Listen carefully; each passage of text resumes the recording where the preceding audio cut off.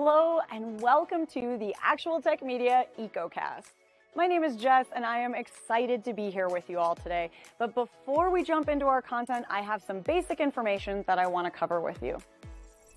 All right, let's kick off our day here today by taking a quick tour of your audience console. And we're going to start with the questions window. So if you haven't already said hi, there is a whole audience of cool humans out there, so reach out and give a wave to the other members of the Actual Tech Media community. Now, keep in mind that if you do have any technical issues today, a browser refresh is going to fix just about anything. But if those tech gremlins are clinging on today, no problem. Just throw a comment in the question section and our crew will be there to help. We also want this to be an informative webinar for you, so throughout today's EcoCast, we hope you'll get engaged and ask all your burning questions. Not only will we have team members responding to you over a live chat, we will also have a dedicated Q&A session at the end of our presentations. Now, if we don't get to your question during the live webinar today, don't worry, because the awesome experts that we have here with us will be following up after we wrap. All right, next up, there's going to be lots of cool aha moments on the EcoCast today. And if you want to share those with your community, we've made it nice and easy for you. You can use the Twitter button right there in your audience console, and the hashtag for today's EcoCast will be automatically added to your post. All right, our last stop on this guided tour, be sure to check out the handouts tab for some awesome resources and takeaways from our speakers here today. We have an info pack collection, solution briefs, white papers, data sheets, free trials, ebooks, upcoming webinars, and more. So many great resources, so be sure to go explore. Now, if that wasn't enough fun, we also have some exciting prizes that we'll be giving away throughout today's EcoCast. I'm going to tell you a bit more about those later on, but a few quick reminders for you all. First, you do need to be here live in attendance at the EcoCast in order to qualify to win a prize, and we will follow up with all of you after we wrap. Now, all winners must submit an IRS Form W-9 to Actual Tech Media, and all winners must meet the Actual Tech Media prize terms and conditions. Now, if you don't know what those full T's and C's are, that's fine. We've got the full thing for you. Just head on over to that handouts tab, click in, scroll down to the bottom, and you'll find them waiting for you there. Now, the absolute most important thing to remember is that we love getting all your insightful questions during these live webinars. In fact, we love it so much that we actually have a special additional prize for all you inquisitive folks out there. So in today's EcoCast, we will be giving away a prize for the best question asked in each of our live sessions. Now, the expert speakers and teams will review all questions asked after we wrap the webinar, which means that even if your question does not get read out in a live session, there is still a chance to win. If you are a lucky winner here today and you would like to donate the value of your prize, we have several wonderful organizations that we partner with. So let us know when we follow up about your big win, and we'll get that rolling for you. Again, we are so happy to have you all here with us live at the EcoCast today, and we want to keep that good feeling going, so let's connect on social media. Reach out and connect with Actual Tech Media on Twitter and on LinkedIn. We have lots of great content, and we always want to hear from you. Now, if you're looking for more awesome content and resources right after we wrap the EcoCast today, be sure to subscribe to the Actual Tech Media channel on YouTube. Another fun way to win a prize and, hey, grow this awesome community is to refer an industry friend or a coworker to the Actual Tech Media webinar series. Now, you'll find a link to do that right in your handouts tab, and you will also be automatically redirected at the end of the webinar. And both you and your coworker or friend could win a prize, and we hold those drawings every month. So be sure to refer a friend because, hey, it could quite literally be a win-win situation. Next, we have a cool opportunity for all the decision makers out there to get connected with new and emerging tech and innovative vendors. Here's how it works. All you need to do is click on the link in your handouts tab, fill out a quick application, and the Actual Tech crew will then match you with some vendors that we think you should probably be chatting with based on your needs. There will also be fun opportunities that you get to choose to join in, like surveys, test runs, new solutions, extended demos, and so on. You'll get some chances to win extra prizes, you'll chat with great people, and you'll learn about the hottest new trends in tech. So be sure to apply, or hey, send that link to a decision maker on your team. Now, I want to take a quick minute here to remind you all about one of my favorite resources, and that is ransomware.org. You can find out everything you need to know about ransomware, how to prepare, prevent, and recover. This site is jam-packed with information, helpful tips, checklists, strategic approaches, case studies, everything you need in one place. So wherever you are in your ransomware preparedness journey, there is something for you at ransomware.org. Go check it out and start exploring. All right, I have one more exciting resource I have to tell you about today, and that is the Gorilla Guide Book Club. It's going to give you access to free enterprise IT books authored by top industry experts, so you can stay up to date on trending enterprise technology. And yes, these books will work on your Kindle, your mobile device, and as I said, they are completely free. You can download these awesome resources at gorilla.guide, and there's a link for you in that handouts tab as well. All right, well, we have covered a lot of important things already, and I don't know about you all, but I am excited to dive in. So let's get going. Well, I hope you are ready for this because today we are talking about streamlining, securing, and protecting cloud, IT, and business operations here on the EcoCast. Sometimes we silo our approaches to securing our databases, protecting the cloud or clouds we rely on, as well as our business operations and practices. However, the seamless flow of information and communication in our organizations is incredibly important, and ensuring that data and operations are secure and compliant is indeed the challenge at hand. Luckily, the awesome folks at Lacework, Automox, Rubrik, and Okta have sent some of their top experts to help us navigate this conversation today and share the best tools and strategies to achieve zero trust whilst working amongst the cloud and streamlining our operations. This is going to be a great day, and I cannot wait to get started. So let's dive right into it. My name is Mackenzie Puddesy, and I am your moderator here today from Actual Tech Media. And I have my fellow moderators, Jess Steinbach, Scott Becker, and Keith Ward here on live chat. If you haven't met me before, or this is your first EcoCast, so nice to meet you.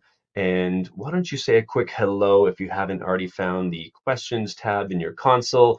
Give a little shout out and say hello to this awesome community and get things rocking.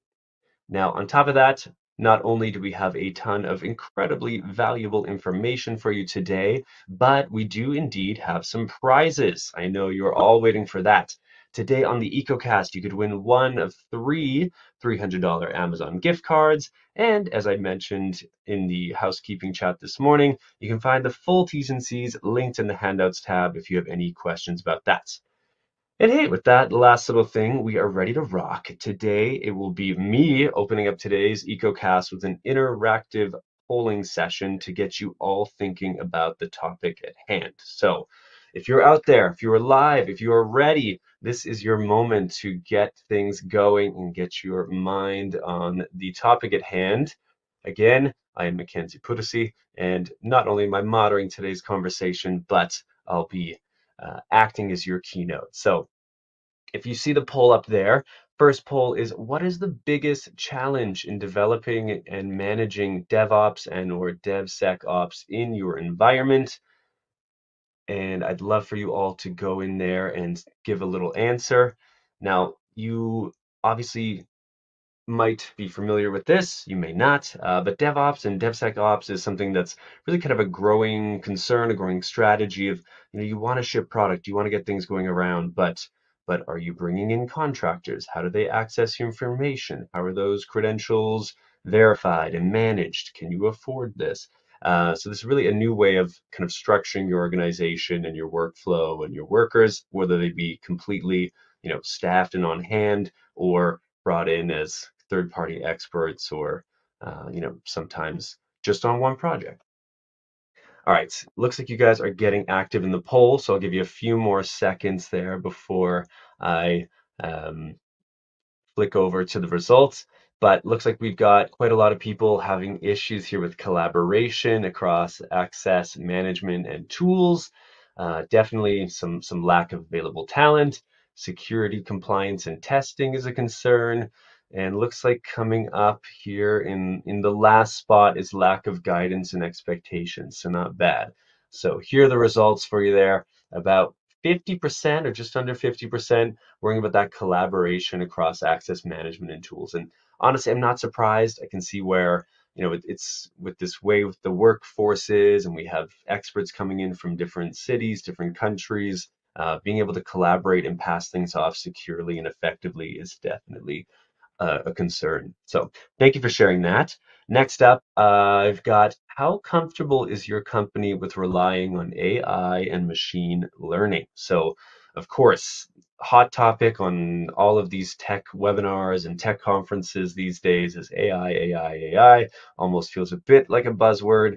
But of course, it is that next step of there's so much data, there's so many processes to manage, there's so much that we're using today. The manual approach to managing everything is becoming more and more difficult, and having some helpers being able to do that in the form of AI and algorithms and the machine learning fine tuning those processes.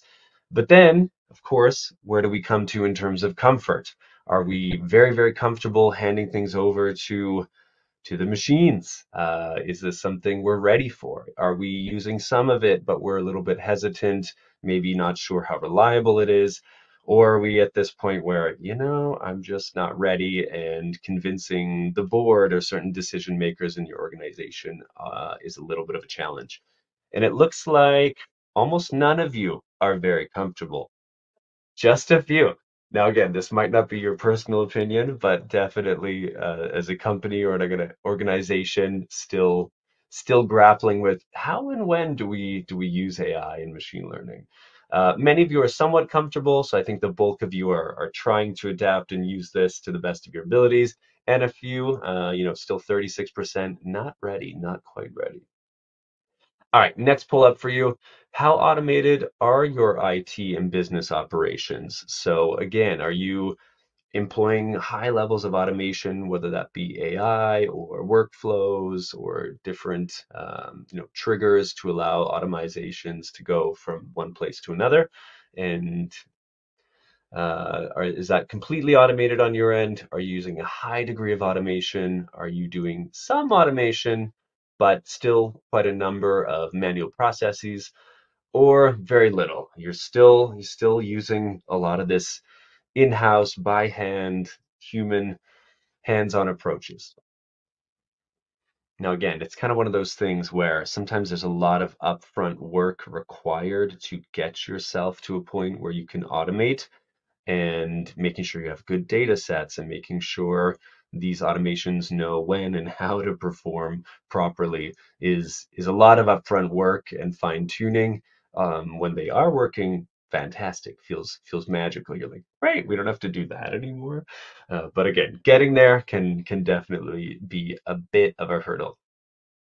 All right, I'm going to flick over to the results here. So looks like, yeah, a few of you there are kind of at a point where you're nearly completely automated. That must feel great. Many of you are highly automated, 37%. 50-50, some automation, but still quite a lot of manual is the leader here with 48. And a few of you still relying on mostly manual processes. So interesting. We will definitely hear from some presenters today talking about ways to automate, ways to build good workflows. So be curious to see what you think of that. All right, just a couple more polls, and then I'm going to have our first presenter out here. So thank you for being interactive. Next poll is up. This is, what is your biggest hurdle when it comes to streamlining and securing your cloud, your IT services, and business operations? So, that is the topic at hand today. What is that? What is that big discomfort? What is that big challenge? What is your biggest problem in just making this work for you and your organization? Is it budget? These things are just expensive and you're trying to employ so many different tools and so many different people. Is it the complexity of it, trying to streamline and make these things work together well, that kind of fits all those needs and easy to use and easy to collaborate? Is it speed? Just, yeah, we can do it, but it's going to take so long. Or is it acquiring the talent? Is there this talent drought, if you will, where finding the right person to fill the role is not so simple? All right, so it looks like budget and complexity are kind of taking these top spots here. Speed of execution and acquiring talent, also a concern for many of you. So hopefully any and all of these concerns, you'll get a little bit of insight and see a few options today on ways you can indeed streamline and secure your cloud, your IT services, and your business operations.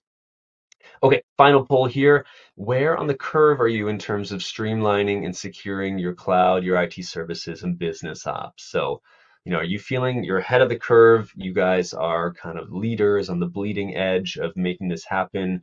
Are you in the middle where you're like, we're pretty good, but we are perhaps able to improve, and you do need a strategy, you need to deploy it, you need to manage it and keep on top of those evolving needs in tech. So how are you able to keep up that strong security posture and be compliant, but then also want to make things go smoothly and work that continuous change? So are you behind the curve? Are you not sure? You're still like, I don't know how we compare to the pack, and that's okay too. All right, so it looks like most of you feel like you're in the middle of the curve, which, not a bad place to be. Not a bad place to be. So beautiful. Well, I'm going to keep things zipping along. Thank you for your feedback, for your information. Hopefully that got you thinking about what are your pain points, or what are you hoping to take out of today in terms of the biggest solution you might be looking for, the type of information you're looking for as our presenters come out. And my final poll for you here is just, what's your time frame for adding new or updating your existing IT solutions at your company? When you're thinking about all this, is this something you're urgently looking to do within the next, say, 0 to 6 months? Is this a kind of by end of year, 6 to 12 month situation? Is this a longer term thinking and planning over the next, say, 2 years? Or again, are you not quite sure and you're still here to figure that out and get a little information and a lay of the land to make sure you know what you're able to do and what you want to do? Again, thank you for being interactive. I do want to encourage you to be interactive today as our presenters come out, ask some questions. There is a $50 best question prize for each session. A couple of our presenters might be short on time today and won't be around for a Q&A, but any questions that you ask will be followed up by the team. So those with live Q&A, we might be able to answer right here, right now. Whereas if not, don't you worry. Any of your questions will be addressed and not lost to the ether. And with that, let's start things off. We've got 4 fantastic presenters. We are starting things off on a high note, absolutely. I've got a team of 2, super excited to have them back. Familiar faces here on the EcoCast from the team at Lacework. And please welcome Tim Chase. He's the field CISO at Lacework, as well as James Condon. He is the Director of Security Research. These 2 are a joy to listen to, so I'm going to pass things over to Tim and James now. And with that, the floor is yours. Take it away, you 2. All right, everybody, let's go ahead and get started. Thanks for joining us today. We're going to spend a little bit of time talking about compromised credentials in 2024. I'll say that in the past couple of years, we've really started to see more of these attacks. And a lot of times, even if you don't know that it's a compromised credential when an attack or a data breach comes out, when you start to read more about it and kind of understand the root cause, a lot of times it is from a compromised credential. So we're going to spend a little bit of time today talking about these type of attacks. Go to the next slide. And we'll start with some introductions. We'll talk, James and I will introduce ourselves, and then I'll talk a little bit about what are compromised credentials. Like, why do we care? What are they? And what are the risks of those credentials? Like, if they get compromised, why is that such a security risk to the person and to the organization? Then we'll switch it over to James, who will talk to kind of the anatomy of a credential compromise. What does it look like when one of these attacks happen? And then we'll kind of end it with some best practices and mitigations to avoid these type of attacks. And since I'm talking, I'll go first. My name is Tim Chase. I actually run our field CISO team at Lacework. I've been here about 3 years, and I've been a CISO a couple of times in my past. And I have cloud and application security are kind of 2 of the things that are nearest and dearest to my heart. So I'm really excited to get to talk today about this particular topic. And then James. Yeah, hey everyone, I'm James Condon. I lead the Lacework Labs team. Our team is primarily focused on researching and discovering threats to the cloud, and then building out detections within our product to catch them. I've spent my whole career in security, doing things like incident response, working in the government to investigate intrusions. And yeah, that's me. Let's go to the next slide and start talking about like what is the actual definition of a credential? Like before we start talking about credentials being compromised and why that's bad, let's just kind of start at the very beginning and understand what a credential is. Obviously, one of the things, when you start learning about identity and you start learning about security in general, authentication is one of those core concepts that you have, so that you can understand whether you even should be logging into an application, and then obviously the authorization. What can you do when you get into an app?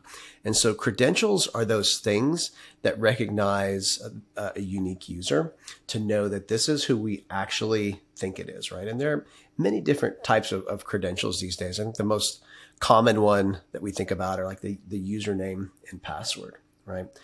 Those have been around for quite a long time. And those are the most common credentials that we see kind of day in and day out in the life of a security professional, or just in the life of people doing work in the professional world. And so the role of password and usernames is pretty much the same. One of the changes that we have seen, over time, I've been doing security for I think almost 20 years, and like the passwords, for the most part, we tried to make them more complex. But the problem is that as computing has gotten more sophisticated, that even complex passwords are not as secure as they used to be. But also the number of systems that we have to log into has really grown. And so we really use usernames and passwords for everything. Like if you think of kind of the day in the life of what you use a password for, it's everything from logging into your email to logging into a cloud account to your banking account. They're just everywhere. And so we still use usernames and passwords, maybe with multi-factor authentication, obviously thrown in as an additional level of security. But, the usernames and passwords are still used to understand whether you should have access to something or not, right? And the average professional manages nearly 200 sets of credentials, which is just an astronomical amount of credentials to have to think about. I know that my brain probably could not handle, 200 sets of unique credentials. I can barely remember all of my children's names on a daily basis, right? And having to remember 200 sets of credentials is just nearly impossible. And then when you ask them to be complex on top of that, it makes it even more difficult. And so that's why we've seen people start to use password managers, reuse passwords. That's why credentials are such an important aspect, because not only do we have to use them so often, but a lot of times we tend to store them centrally, or we reuse passwords from application to application, or make them something that we can easily remember. Even when we have a complex password, we tend to make them something that maybe appends a birth date to it, or a wedding date, or something like that. That is guessable with enough time with someone who understands who you are. And so, kind of going into the next slide, the risk, right? So once somebody can get access to a credential, it's kind of like an all access pass sometimes, right? Once you get into the park, you have access to all the rides, right? Once you get somebody's credential, you can get in and have all the access that they have. If you compromise somebody's email account through their username and password, all of a sudden you can get into their email, and maybe you can get into all of their productivity applications where they have their budgets and their contact information shared, right? You kind of get this all access pass.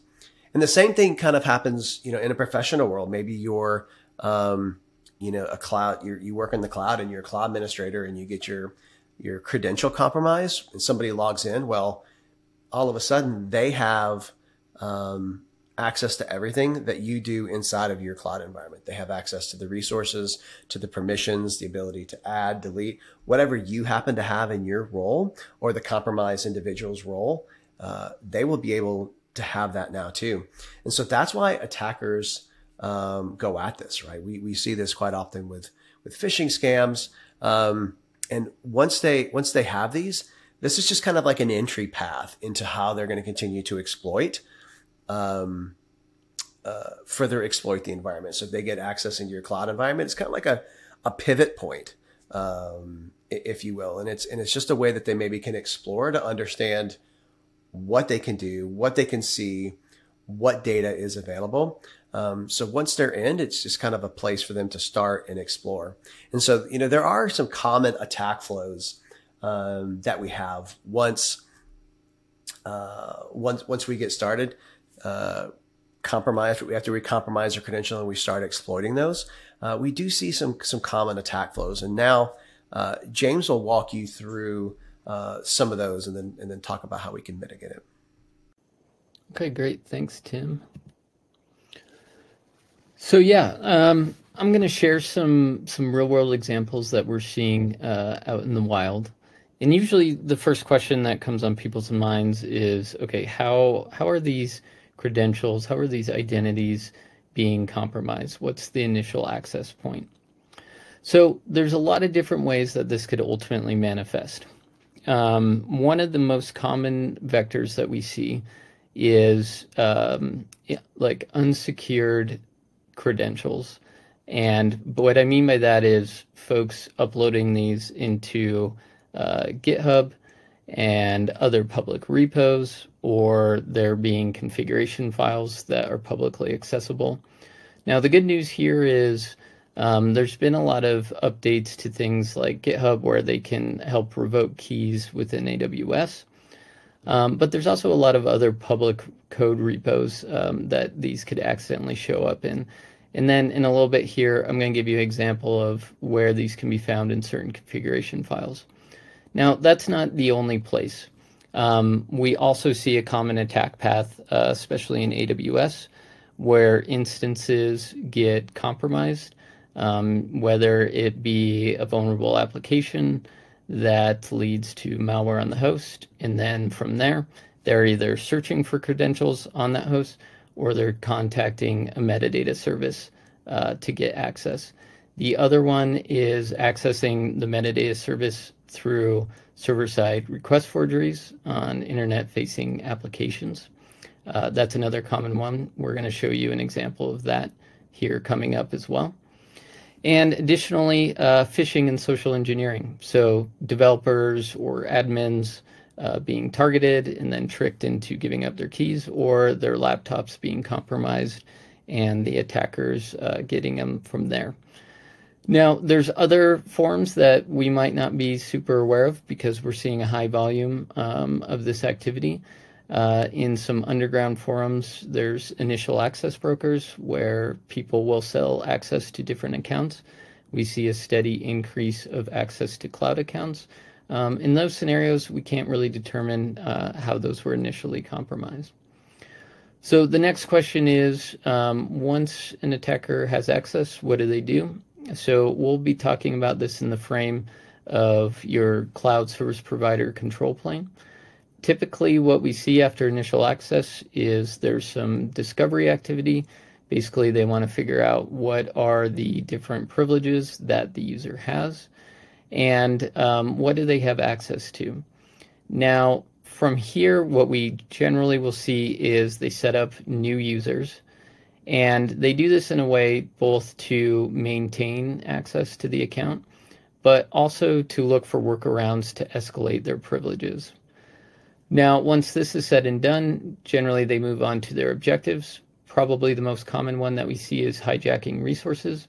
In the example coming up, we'll talk about how they abuse AWS's SES to conduct SMTP, spam and phishing campaigns. We also see cryptojacking being a #1 target. Probably the most damaging scenario, though, is if they get access to intellectual property and other sensitive data that they can ultimately hold for ransom. All right, so now I'm going to walk through a couple real-world examples and how they unfold. Okay, so this first one is Androx Ghost. I need to give you a little background here to explain how we came across it. So here at Lacework, we do our threat detection with what we call composite alerts. Now, composite alerts is essentially taking a whole bunch of different weak signals and correlating them together. They're things that individually would be high volume to kind of triage on their own. But once we see common patterns occurring, we can alert on it. Now, when we were developing one of these for AWS compromised users, one of the first things that we found when we were doing our initial research was this threat called Androx Ghost. So the way that this works is the threat scans the internet for any sort of insecure Laravel environment files. Now, that's a PHP web framework, so we expect those to be public-facing. Once these are found, they look for AWS SendGrid and Twilio secrets. Now, if they get access to AWS keys, then typically the first thing that they'll do is create new users, similar to how I described in the previous slide, and then start abusing SES so they can carry out spam campaigns, phishing, and so on. Now, in more problematic scenarios, the attackers could potentially get hands on keyboard and start accessing more sensitive data. Now, the really interesting thing about this story is when we first discovered it over a year ago, we saw a third of the environments that we were monitoring were being scanned by this threat. We were shocked and surprised to see that no one else was really talking about it at the time for how widespread it was. So we ended up publishing this blog that you can see a picture of here. And then in the coming months, we started seeing other people reporting on this as well. Now, over the past year, we've witnessed over 100 different instances of this, and it's become so prolific that the FBI and CISA recently issued a joint advisory warning about this threat. So that's one example of what we're seeing. Another example that's pretty interesting and will kind of tie back to the business use cases is the Capital One breach in 2019. So you might be wondering, okay, why are we talking about this old breach from 2019? And the reason is, despite that this has been around and known for a long time, we still see this attack path heavily used today with high success. So if you're unfamiliar with the Capital One breach, essentially the way it worked is there was a web application firewall that had a server-side request vulnerability, and the attacker used that vulnerability to access the instance metadata service. Now, this metadata service has a lot of different jobs to do, but one of them is giving credentials to instances so that they can do the work that they're intended to do. From there, they got access to one of the roles from the instances, and they were then able to ultimately get into S3 and get a bunch of cardholder information. So what this example shows is we've heard other stories similar to this, but the risk of this is stolen intellectual property. You can imagine that there's potentially a lot of brand damage. There's a lot of relationship building and rebuilding that needs to occur after it. You can often have business downtime, which could affect your bottom line. Regulatory fines, loss of customer trust, those dovetail into those 2 points above. And then with the new SEC reporting guidelines, you know, public companies have stricter reporting requirements for any incidents that they have. Okay, so let me show you how this is manifesting today. So if we rewind, we know that Capital One happened a little over 4 years ago. AWS was quick to develop Instance Metadata Service version 2. Now, version 2 mitigates these server-side request forgeries, being able to easily access that metadata service. But despite this, we've seen that a lot of different environments just haven't implemented this yet. Now, there's a lot of different reasons for that. One, it's not simple and easy to do. It sounds easy in practice, in theory, but in practice can be difficult to do. And then sometimes there's just gaps where the teams that need to know about this information just aren't very aware of how something like server-side request forgery, which might be like a medium level severity, and then using this version 1 of the API, those two themselves aren't too bad, but when you put them together, it creates a very toxic combination. So one of the ways that we've recently seen this manifest was October of this year. This one was interesting because we saw the same threat actor gain access to 12 different environments in a little over a week. And the method that they were using was similar to the Capital One instance. Instead of a web application firewall, this is Grafana. Now they were able to exploit a 3-year-old vulnerability. And obviously, we've known publicly that instance metadata service version 1 can be insecure for the last 4 years. Now, the point that I want everyone to kind of take home with this is this same week that we observed and reported on this, there was a high severity curl vulnerability that came out, and it kind of dominated all the industry news cycles. So the irony here is a lot of people were focused on this new curl vulnerability, while we're seeing, large-scale attacks being carried out using a 4-year-old attack path with a 3-year-old vulnerability. Okay, so now that I've given you a couple of different examples, let's talk about mitigations. So the first one is rapid detection response strategies. The common theme I see a lot in the cloud today, and saw it in enterprise networks in kind of the earlier days, is there's a misconception that we can drive our risk down to 0.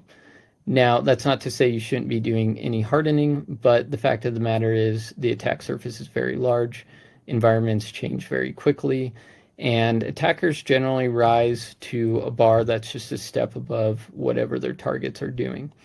So it's almost an impossible task to think that if you put all your effort into simply risk mitigation, then you're not going to have these problems. So instead, what we recommend is making sure that you are taking time to invest in your detection and response. This will help you mitigate and contain these instances much quicker. Now, for example, we've had multiple customers who've received alerts for the Androx Ghost threat, and then they were able to quickly interdict this before the attackers are able to carry out their objectives. So the main point here is make sure that while hardening is important, you're building the muscle to respond quickly, and you can learn from those responses. The second thing is the role of the security teams. I think cloud security is pretty interesting in general. Most companies have kind of a different setup of who's responsible for what. But in general, we typically have security engineers focusing on hardening practices and making sure that their identities aren't overprivileged. And then you have some other teams that are ingesting the alerts and responding to the threats. Now, it's really important that both these teams are in sync in lockstep. The response teams should be educating the hardening teams on the common attack paths that they should look out for. And then when there is an incident, one of the most important steps of incident response is, after everything has been cleaned up, is doing a retrospective. So doing these retrospectives will help you figure out, okay, how can we make incidents like this more difficult for the attackers in the future. And then lastly, you don't need to be experiencing security incidents to learn from what's happening. There is a lot of public information being shared about these type of breaches. So we recommend doing kind of a tabletop where you could take an example like, Capital One or other recent ones, and then you look at your environment and say, hey, do we have a similar setup that could lead to this? And if so, how can we help mitigate that? Okay, great. So I want to thank you for taking the time out of your day to join us today. You can always reach out to Tim and myself via the emails here. All right, and I'm sure you'll have some people reaching out to you. Thank you so much. Great to have you both back with us, Tim and James. And of course, the team won't be able to stick around for some Q&A, but if you did ask some great questions, which I saw that you did, the team from Lacework will be reaching out and following up with you after this. I do have a poll for you here as well. If you are intrigued and excited by what Lacework has had to say and you want to get a little bit more information, please plunk your answer in the poll here. If you're looking for a data sheet, technical white paper, if you're looking for a personal demo, and basically just let the Lacework team know what you're looking for, and they will hand it to you after today's EcoCast. Now, if you'd like to learn more right away, click into the Handouts tab, and there's an ebook there, Compromised Credentials in 2024. What is it, why it matters, and how to avoid it. It's, I think, 9 pages long, so don't worry, it's not an ebook you're going to need to take a weekend out of the cabin to read. It's a lot of great information, but concise and quick for you. And while you're in the Handouts tab, you might as well just download and click on everything. We've got 4 awesome PDFs from the 4 presenting teams. So check those out. Make sure you save them for later because you are definitely going to want to hold on to that information after the EcoCast. Now, I do have our first prize to give away as well. This is the first of 3 $300 Amazon gift cards. A quick reminder that you must be present at the webinar to win. And without further ado, our very first lucky winner here today is Sina Degati from Georgia. Congratulations, Sina. As always, we will be in touch about claiming your prize after the webinar. And don't forget, there are still 2 more chances to win an Amazon gift card today, plus that best question gift card. But for now, let's keep things zipping along on today's EcoCast and have our second presenting team come on out. And folks, today in our star-studded lineup, next we have Catherine Chipte. She's the Solutions Engineering Director at Automox. I'll be joining Catherine for Q&A to pose all of your thoughtful questions right after this, so please do send those in. And reminder that there is a $50 Best Question gift card for each session. So not only will you get to add to this conversation today and learn something new, but you may be a lucky winner and take a prize home. And with that, Catherine, are you ready to kick things off here with us? I am ready to go. Thanks so much for having me. Beautiful. Well, take it away, and I'll see you for the Q&A. Sounds good. Yeah. Appreciate everybody hopping on today. By way of introduction, my name is Catherine Chipte. So I head up solutions engineering and alliances here at Automox for the past 3 years. So it's been really fun to get to talk to over 2,000 customers now at this point, prospects and companies. So a lot of people, right? A lot of pain that we're seeing, but the better side of the story is some of the help and ease that we can provide to these customers. So that's what I'm going to be focusing on for today, right? And really this core idea of how we can use automation to start streamlining, securing, and protecting our environments and our teams. So for a quick agenda, I'm going to spend kind of the first half talking about the problem, right? And really quantifying the problem for folks and teams, right? Pivoting to the benefits and really where we are seeing automation help these teams in an extremely important and meaningful way, but also what is the path to achieving that? And then going to do a little live demo of that automation in action and, kind of a 0 to 100 of why that is so impactful for those teams.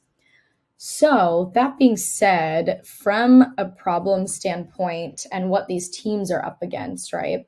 I feel like everybody knows the problem because you are living it, right? Probably if you're watching this this live webinar. But like I said, I think starting out with it is just full transparency of what we are seeing the biggest headaches are today. It's an opportunity for everyone on this call as well to do a little bit of a mental poll, right? And start to think about those pain points in these pillars that you and your team are seeing. And then I think it really helps shift the perspective too of automation isn't just a nice to have, right? When we take this mental poll, it's really a need to have because of the complexity issues that we're seeing today in general. We don't just have one operating system in an office, everybody's hardwired in or connected, on the network from a security perspective. We're looking at multiple operating systems, hundreds of third-party applications, remote workforce, on-prem, off-prem, virtual, physical, right? Everything is now under the purview of these teams, making that visibility also very inconsistent, right? That shadow IT term really hindering that transparency. And then on top of that, hindering the actual action that you can take. Legacy tech adds all into that too, right? You talk about the changing workforce, changing infrastructure. The tech really hasn't kept up. And we can talk about that a little bit more. I think that's a little bit of an interesting phenomenon for me, but again, leads to a real lack of efficiency, scale, and just a lot of pain points, right? Getting into that fourth pillar of IT shortages. The workforce is so scarce for IT and security today, and it's totally dwarfed by the increasing number of issues we'll talk about. And then so you don't just look at IT shortages, but you look at the emotional aspect of it, right? The turnaround in IT is higher than it's ever been because of everything that you see before this, right? Complexity, visibility, legacy tools, issues. It's making those IT shortages increase because people are set up to lose, right? And it's not a job that they're going to and they're enjoying, right? It's very emotionally taxing. And then finally, those bad actors, right? They continue to grow in sophistication. I have some stats that I'll share with the group as far as quantifying the problem for everybody. That's enough negative. Like I said, it's just good for a mental poll of where do you stand? Where are your biggest issues? Because I will attack each of these pillars throughout the presentation and show ways that automation is really helping us tackle this. So as far as what we're up against, I like to quantify it kind of in the volume problem, the time problem, and the tool problem, right? And really, when you look at that volume problem specifically, the CVEs and the attacks and exploits have more than quadrupled over the past decade. And if you talk about that previous slide, I could ask how many teams here have quadrupled in the last decade in size. Have you gotten quadruple the amount of people helping you? Are there quadruple the amount of hours in the day? Right? The answer to that is almost always no. Right? I'd be very surprised if I got a yes to that, in fact. And so that's the volume problem that these folks are up against and are expected to handle. And when you narrow it down specifically to IT ops, keeping those endpoints hardened, right? The number one cause, this was a study done by one of our security partners last year, of exploits is vulnerability exploitation, right? Meaning unpatched applications being exploited in the environment, whether it's the device or the application, is tied for number one next to lack of two-factor authentication. So you've got that volume, and those attackers are absolutely taking advantage of the volume problem that we have today, right? In the sense that they are actively searching for those easy exploits that are out there and that they have access to, and they have an understanding of how to wreak havoc in the environment. Following that, you've also got this time problem that we're up against, right? So same study done, takes an average of 102 days to remediate those critical vulnerabilities for organizations today, right? And only 7 days on average for adversaries to actually weaponize and exploit them, right? And you might think, well, 102 days, that sounds very, very long, right? And it is, right? But you think about these enterprises, these organizations that have, hundreds, if not thousands, if not tens of thousands of devices that they're managing, that complexity we talked about, right? Hosted in different areas, different operating system, different tools to manage.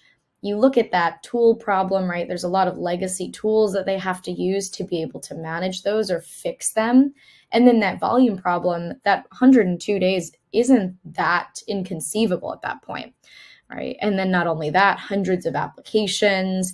And so you really look at, yeah, it can take us. We do have things that can be outstanding for, over 100 days in the environment that maybe we just didn't know about, or there was no way for us to remediate on bulk, right? At 7 days is because adversaries are just looking for that one thing. They've got a lot easier job than we do as far as protecting and hardening goes. And so that's where this 1 day is really impactful for me. The 24 hours of Automox customers harden that critical infrastructure, right? Over 90% of them. I actually think that number might be a little low at this point as well. And a lot of that is just credited to that automation that we're going to talk about today, right? That automation in how do we stack up against these numbers and this losing battle that we constantly hear about. So last but not least, right, good transition into automation is just that tooling problem, right? Again, we talked a lot about the complexity, the inflexibility, all these legacy tools that have some sort of infrastructure to manage, cloud gateways or plugins or VMs, right? You look at the fact that it takes them weeks, if not months, to even set up these legacy tools because they are so complex and cumbersome to manage. And then again, we talk about those people. If somebody leaves the organization, you're training up somebody again, or you have to hire someone specific to manage your endpoint hardening tools. And that last pillar, of course, is really what the topic is today, right? Minimal automation.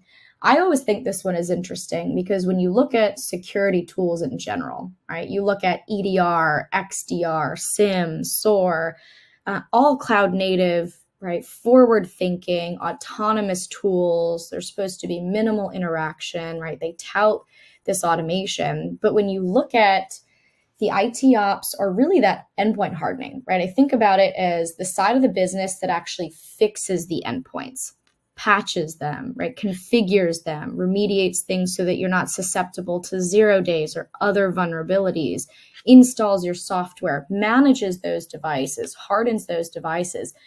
Those tools for the IT ops team are extremely legacy and carry little to no automation. And so when you look at, again, that volume problem, time problem, tool problem that these companies are up against, having legacy tools to handle all that, right, to be tasked with hardening the endpoint, to making it compliant, to making it healthy, to making it secure. On top of that, you have all these security tools that are autonomous and cloud native. You're getting shoved with a lot of problems. It becomes a very, very cumbersome for teams. So a little bit of a sanity check, hopefully, too, for anybody on this side of the house that is noticing that, right? That is noticing some of that losing battle that they're up against. And so I'm excited to talk about how automation can really make that endpoint management easier. From a benefit standpoint, these are some stats that Automox collected directly as far as where we are seeing these actual administrators reap benefits of automation. First and foremost is that improved security posture, right? And again, if you think about it, if we can use automation to proactively harden the endpoint, right? Proactively reduce risk and vulnerabilities by patching in an automated fashion, by configuring our devices in an automated fashion, saying things like, I need to enforce my password complexity off the bat, or I need to keep Flash uninstalled for my devices automatically, right? That should get rid of a consistent 10,000 vulnerabilities for us there at that point, if anyone's dealing with that issue. I need to get rid of admin permissions on a device, right? All of these things can proactively improve the security posture. And when we test out Automox environments, we'll see, security postures proactively improve by over 90% sometimes, right? Which is a really exciting number.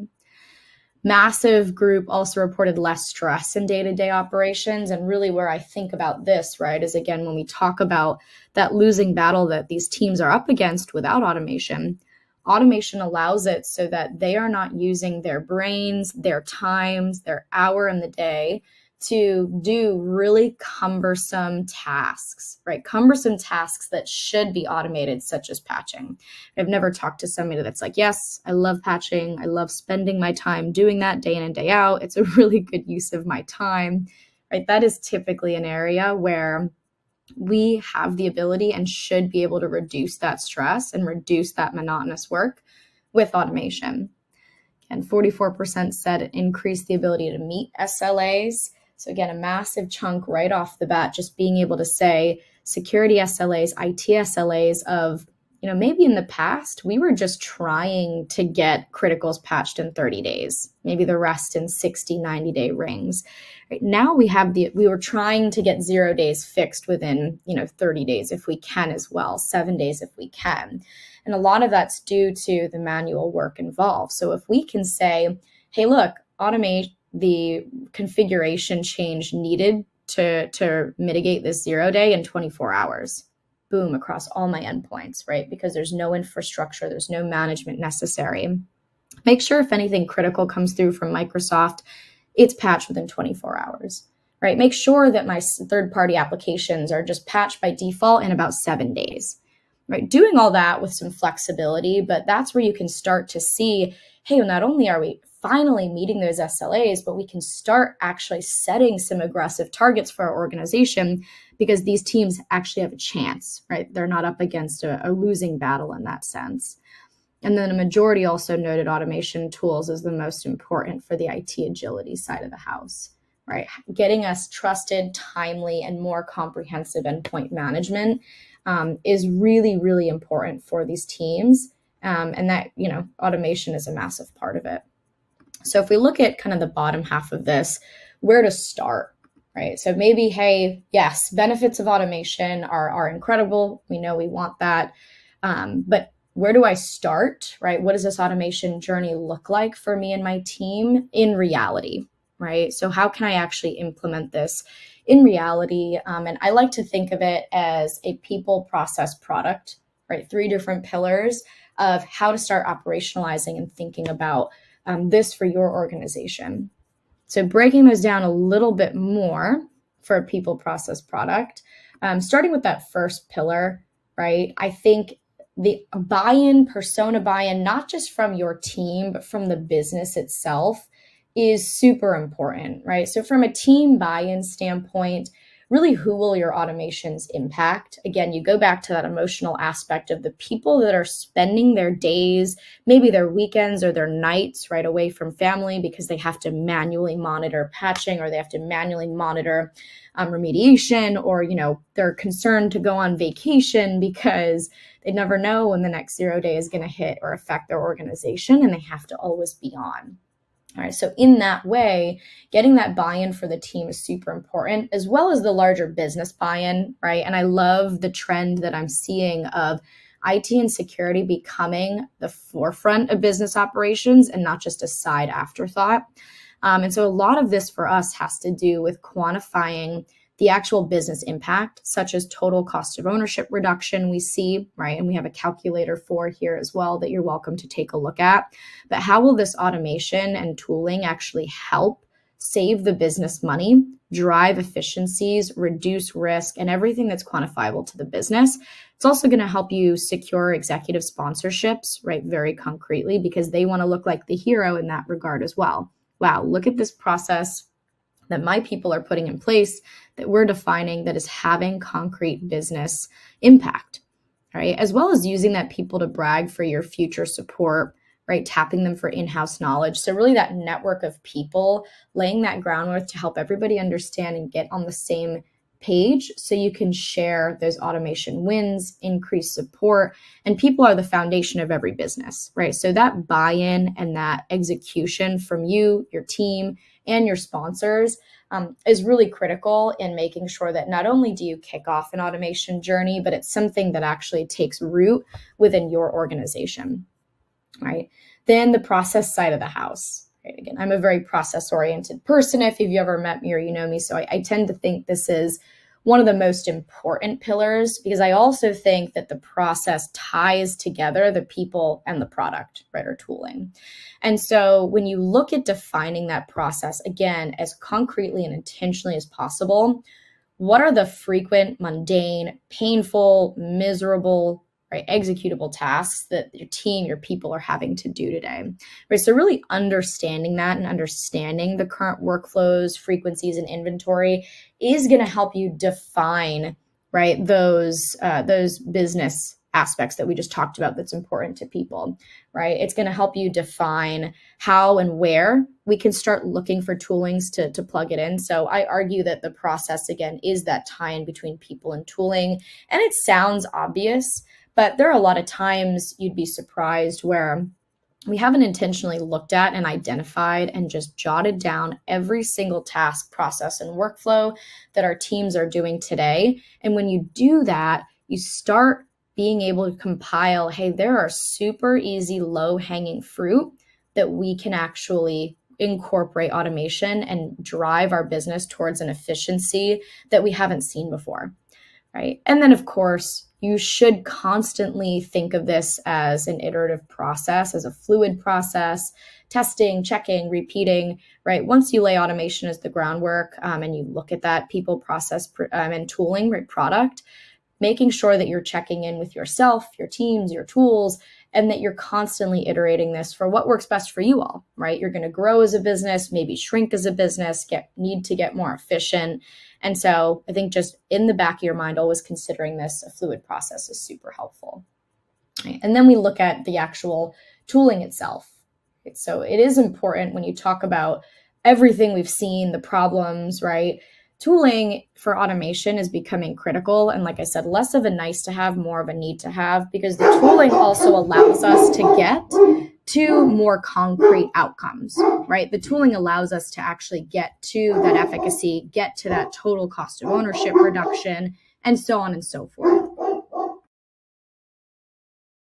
So from a tooling perspective, there's a few different things here, right? Making sure that you see where that automation exists within your tech stack, but also where there's going to be a lot of those redundancies, right? Where there's going to be things like, hey, we have a tool that kind of does one part, maybe for one operating system, or we have a tooling that sort of does certain functionality. The more that we can start looking at that tool stack and getting rid of it from an automation standpoint, the better, right? There could be existing automations, scripts, and tools that you haven't leveraged today. And in general, reporting, right, is going to be super important from these tools because, again, it wraps back into, well, are we reporting on the work that automation is doing for us, the time it's saving us, the risk it's reducing, and so on and so forth. So hopefully that lays a pretty good groundwork for everybody as far as, again, why is this even so important, right? What are we talking about as far as the problem goes, what teams are up against, the benefits of automation too, so you can take that to your team and start to think about the improved security posture, the reduction in stress, the increased meet of SLAs, agility for those teams, and then, of course, starting with that people, process, product, right, and all the resources that we've tried to build to help our teams and, right, our companies with that. So you heard me say I'm a process person. I'm also a see it to believe it person. So I wanted to give a quick 3-minute demo, right, as far as what this actually looks like from an automation perspective with this tool, and to show you, right, something that has been so cumbersome for teams. How can we start to actually rethink what we're doing for our actual organization? So you should see this dashboard coming up now. Gonna wait for a quick signal, maybe from the chat. Can everyone see this? Yeah, looks good. Looks good. Okay, perfect. So, we've got a lot of reporting visibility, but again, this is about automation. So my thought was to take very, very mundane tasks as far as patching goes, policy goes, and that compliance we talked about, right? The endpoint hardening that teams have to do between patching, deployment, and broader configurations. And just take a process that I know can literally take teams 30, 60, 90 days of patching criticals and third party. And how do I start to define and create these automation policies within about 60 seconds, right? So best way to think about this from an Automox perspective is what you want to patch, who you want to patch and when, and then the automation kicks in and enforces that for the teams. So I really like to do like a 1, 2, 3 punch as far as the what you want to patch. Start with a patch all policy, which is essentially everything, right? From operating systems to third party. So that's what a patch all means for Automox, everything we natively support, right? Target wise, let's start with maybe my workstations for the who, right? Because these are the important ones. They're getting breached a lot or they're very sensitive.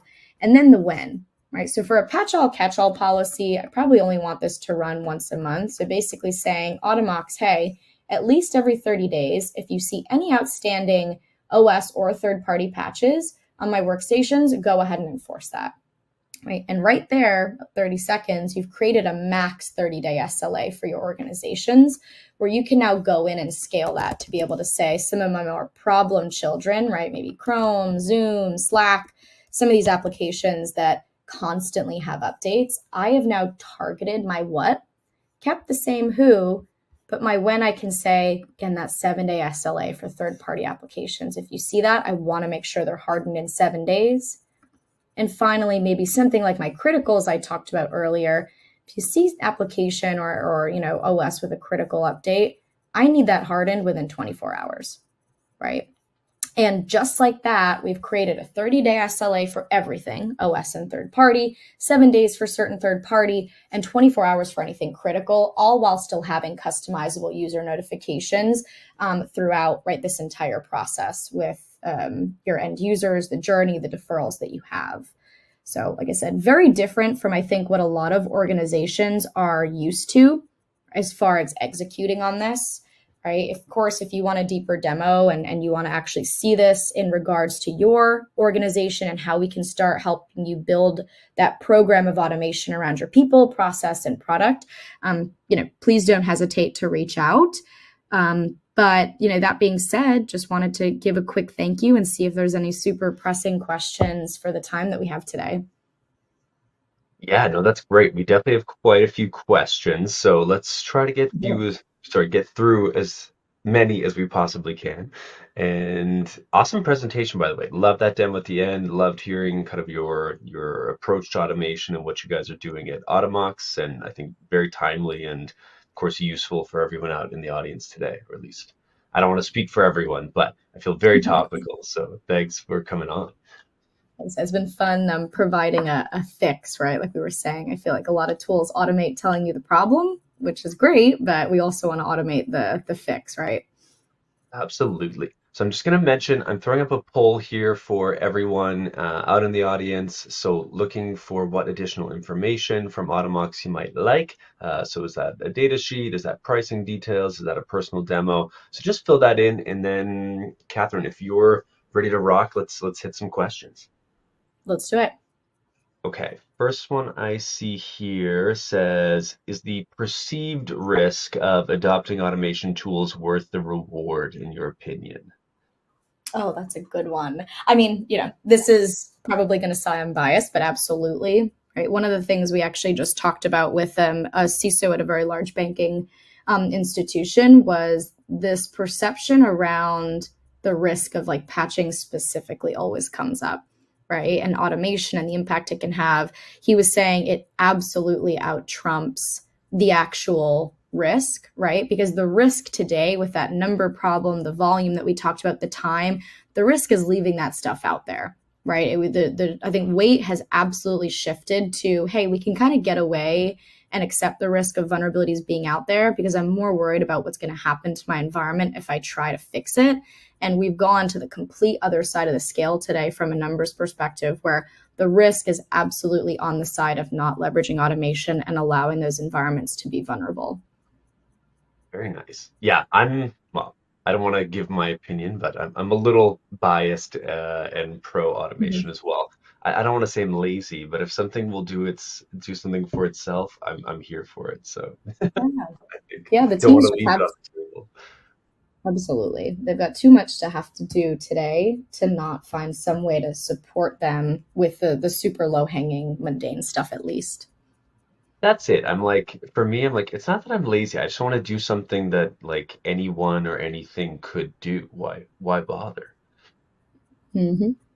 All right. Another question here. This one is specific about worklets. Jeffrey's asking, how often are worklets updated, and are the custom worklets from other Automox users shareable? Yeah, that's a great question too. So worklets are updated almost daily, right? We have an entire engineering team that supports. So for anyone who's not familiar with the term, the worklets is the configuration automation. So think about everything that's unpatchable, right? The registry key edits, system preferences, security settings, 0 days, just general maintenance tasks. We script those, create those scripts so that teams can now automate those configuration changes in the environment. And they're adding use cases, whether it's the latest 0 day, AnyDesk, or something else, or it's just a system preference maintenance task every single day, basically. And that is accessible to all customers. But to the second part of the question, we also have a public-facing community with over 500 worklets and topics that customers are very passionate about today, which I love. So you can actually see what they're talking about, how they're leveraging it. We test and vet it all, but it just gives you access to a massive network of, automation to leverage out of the box. That's awesome. I have something that kind of ties into this here that a question came up. They're asking if you can explain how vendor integrations and automation work hand in hand to deliver seamless IT, and do you have any examples? Okay, yeah. Yeah, it's a good question too, right? Because we talked about people, process, product. Probably falls into a little bit of both process and product, but automation in a tool isn't just important, but you are going to end up having a few tools in that environment, right? So how do you actually leverage them together? So not just looking at automation from a single tool standpoint, but from, maybe tying in together IT and security or different departments or different tooling. So for us, right, one of the most popular ones we see is automation between security and a tool like Automox. So take example, like an XDR tool, right? A Rapid7 or Tenable or Qualys, tools that automate finding all the vulnerabilities and CVEs in your environment. What we're doing with those tools is ingesting those CVEs to start automating the prioritization and actual remediation of that. So I think that's a massive use case, right? Because if you look at a lot of organizations, it is typically a different team managing those tools, right? Managing a vulnerability scanner, managing versus the endpoint hardening tool. So when we have the ability to start bridging the gap, not just internally, but to start automating processes between two totally different teams, that's been a huge, huge piece of impact we've seen, right? Obviously to a CISO and CIO, that's super important, but it starts changing the way we think and how we work together as well. So I love that example. I mean, another easy one, of course, is like you wrap in ITSM tools into that. I want, open up a ticket when Rapid7 finds a vulnerability, close out that ticket when Automox fixes it, right? And you start to be able to track and report on that work really well too. So That's two of my great. favorite Fantastic. examples. Thank you. Okay, I think we have time for one final question, if you're okay with that. Perfect, yeah. Okay, this one is, as an IT manager yourself, what has been the biggest challenge of implementing automations, and how do you address this? Yeah, I think the pace of implementation has always been the most frustrating thing, in the sense of, maybe it's business politics, or maybe it's red lines, or just the business is very hesitant to change something. And so that's why you heard me say, be very intentional about quantifying benefits time and time again. Again, it sounds super obvious, but I've noticed when you take things to the business of, hey, look, this is what we're doing today. If we put in this tool or this program or this bit of automation, this is the total cost of ownership reduction that we're going to see, right? This is the estimated time savings on a very conservative level, even that we're going to see, that opens up space, right? Even to your point, hey, we're automating the mundane stuff. Risk reduction as well for organizations is very massive. So to Automox specifically, that's been really important, right? Because again, we've got all these tools that are showing us what's wrong, but now we're kind of liable as a team and an organization, right? As an organization, now that we know these problems, we start to become liable on, well, what are we doing to fix them, right? To protect our customers, our environment. And so the more that you have that's irrefutable from a value standpoint, right? And if you do that work up front, it becomes a lot easier for the business to accept those changes, because it just outweighs some of the, the pain of going through that new tool motion or that new program motion. Great. Yeah. I see that. Thank you. Okay, last thing. This is your mic drop moment. Where do people go? What should they do if they want to take that next step with Automox? Or is there something you want to leave the audience with today?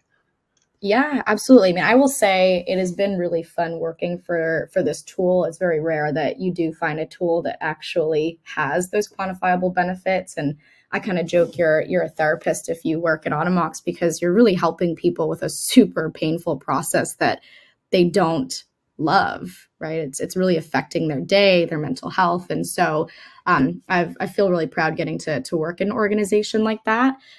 Please reach out for, I say, a demo, and seeing it in practice is the best way, right? Let's compare this to your current processes, your environment.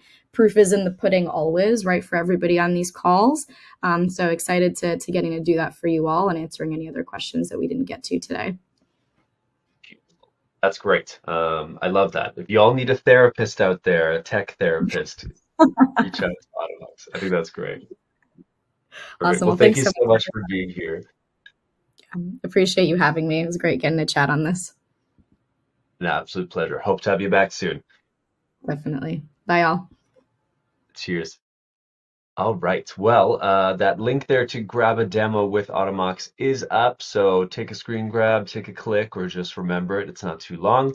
That said, if you do want to continue on what we've talked about here today right away, do not forget the handouts tab. In there, you've got a data sheet which covers Automox worklets and how to create, automate, and enforce automation scripts in minutes with those worklets. So if it's intriguing, if it's something that you think you want to implement, definitely grab that now so you've got it.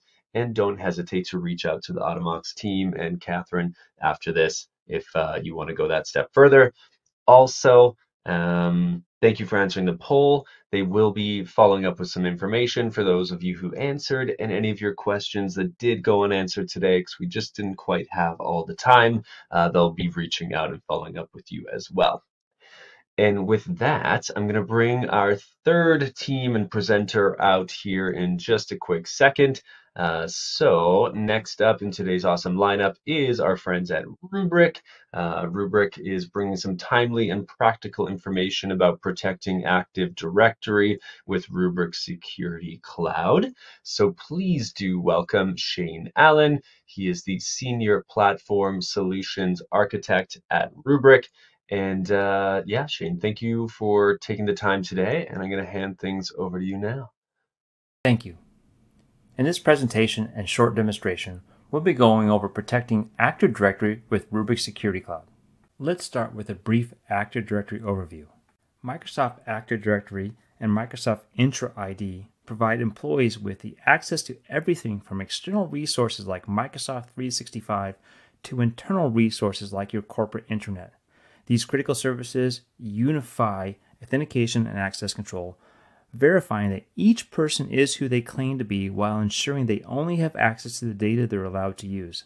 The data within these services are also an essential prerequisite when recovering key applications from operational failures and cyber attacks. If Active Directory is compromised and no longer reachable, none of your services are reachable and your business is at a standstill. Let's face it, Active Directory are the keys to the kingdom. 80% of cyber attacks involve identity-based techniques to avoid detection at different stages of an attack.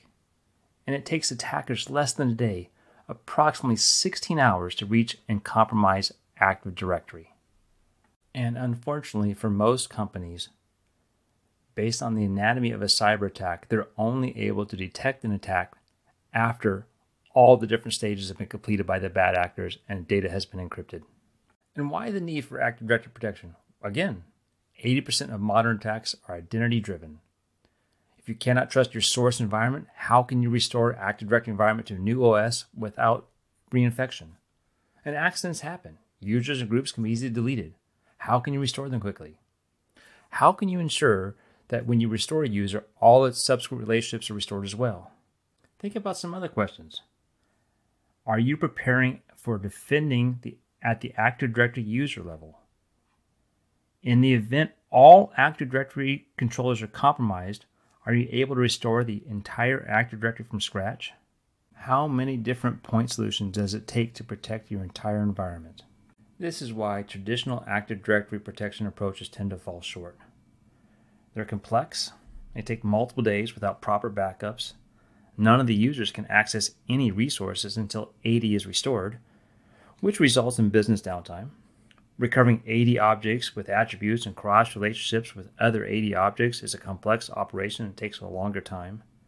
And the good old Microsoft AD Recycle Bin supports restores of soft deletes, but not the permanent deletions that are common in a security breach.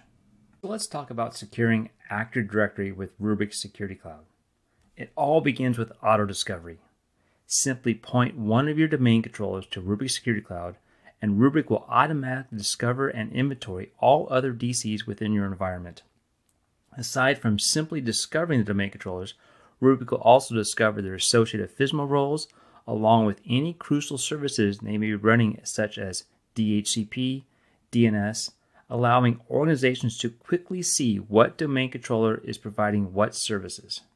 From there, it is simple as assigning a global SLA, which could be assigned to the domain controllers, providing individual granular protection to individual domain controllers.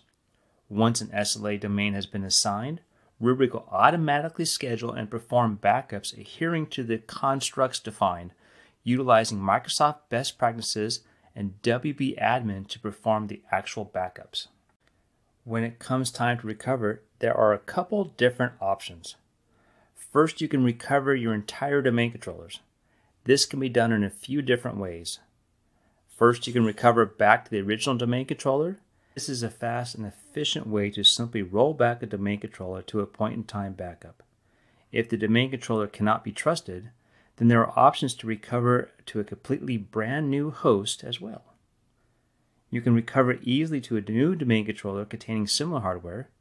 This is useful for organizations that have a gold template or image they use. They can simply create a new instance of that gold image and initiate the domain controller recovery to it. And finally, Rubrik can recover your domain controller to an entirely different bare metal host as well. Utilizing Windows recovery environments, customers can bring up a new host with the similar hardware and initiate the domain restore to it. With all that said, often we don't necessarily recover an entire domain controller.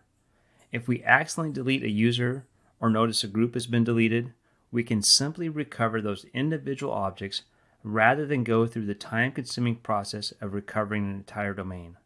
On top of recovering individual objects, Rubrik will restore their associated relationships with other objects, so you can ensure that a recovered user has the same group memberships as they did when they were initially backed up. Let's go back to this anatomy of a cyber attack slide. As I said, most organizations are only able to detect an attack after data has been encrypted. Rubrik customers for many years have been able to detect any encrypted data and been able to determine the blast radius of that data within their environments. Now with Rubrik's Active Directory protection, Rubrik customers can now move down that kill chain and detect elevated permissions within their environment by using the metadata from their Active Directory backups. Let me show you real quick. Metadata from our Active Directory backups feed our user access feature. Why do we do this? Because DLP systems can be bypassed. User and entity behavior analytics is very heavy. With this metadata, Rubrik will help you understand where your data really is and who has access to it. Understand your data risk and mitigate it, prioritize lists, track changes over time, track risk over time, and be able to remediate quickly, and have a complete track of user activity relative to sensitive data within your organization. And of course, all this happens on the backup data. There is no impact to production. Let's go over how Rubrik Security Cloud Active Directory Protection works before we go into a quick demonstration. Onboarding is simple. Install the Rubrik backup service on your domain controllers and add them as a Windows host to Rubrik Security Cloud. Next, within Rubrik Security Cloud, you must specify the SMB settings to add the on-prem Rubrik Data Vault to the domain being protected. Once added, Rubrik Security Cloud will automatically discover common services, DNS, DHCP, and FSMA roles, schema master, domain naming master, infrastructure master, etc. Then an SLA domain can be assigned to the domain controllers. Onboarding and backup are quite simple. First, you have your domain controllers, Rubrik Security Cloud, and on-premise Rubrik Data Vault. It all begins with adding the Windows host to Rubrik Security Cloud that contain an Active Directory. Rubrik Security Cloud discovers the additional domain controllers and inventories them. SLAs are assigned to each domain controller. With backups, a secure SMB-v3 share is created, discovered, and opened. WB-admin is utilized to write an app-consistent backup. And then the SMB-v3 share is closed and the VHDX is converted to a patch file. The indexing of our Active Directory backups, we are able to create user metadata indexes that enable querying of user group memberships without the need for production access. The domain controller is backed up to Rubrik Data Vault. The Rubrik Data Vault stores the snapshot with its immutable file system. The snapshot's indexed. UMD is created and stored alongside the snapshot. The UMD is uploaded to Rubrik Security Cloud, and the user access service queries UMD to resolve SIDs to objects. Okay, that was a quick overview for the onboarding and backup, and how we create the UMD for user access from the Active Directory backups. Here are the restore options. For domain level recoveries, we have basically 3 of them: in-place recovery, alternate host recovery, and bare metal recovery. And we can also do object level recovery. And for the use case examples, for in-place recovery, maybe your OS is corrupted, or maybe you had mass object deletion. For alternate host recovery, that's good for recovery from a cyber attack or disaster recovery. Or bare metal recovery. That's basically when you maybe have a physical domain controller recovery, or a virtual to physical recovery, or disaster recovery.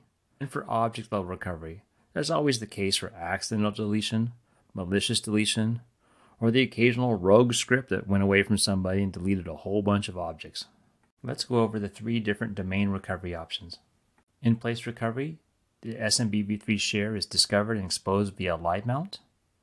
The host restart in recovery mode and restore is initiated, and the live mount is removed and the host is rebooted. For the alternate host recovery, a new Windows host with similar OS hardware and RBS is added to Rubrik Security Cloud. The SMB-v3 share is discovered and exposed to the host. The host is restarted in recovery mode, restore initiated, and live mount removed. And for restore bare metal, the SMB-v3 share is discovered and exposed via a given IP, secured with custom credentials.